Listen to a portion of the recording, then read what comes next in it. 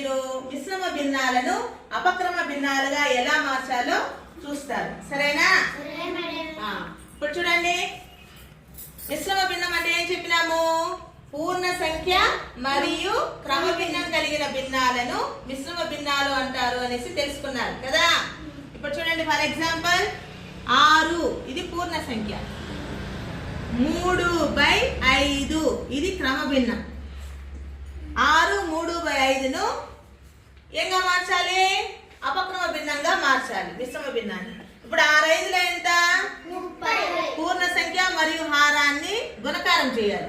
చేస్తే 6/5 30, వచ్చిన దానికి లవాన్ని కూడాలి 3ని. 30 + 3 33 బై ఎంత? 5. అర్థమైందా? ఇప్పుడు విఘ్నేష్ రా. 4 3/6 4 27 27/6. Very good. నెక్స్ట్ 7 1/4 4 ఏళ్ళ 28 29 29/4. Very good. Next 6 2/8 48 49 50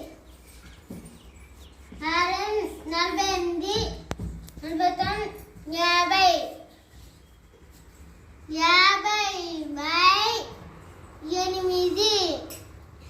very good. Next 8 4/6 ఎంత? 52/6. Very good. Next 7 1/4 29/4. Very good. Next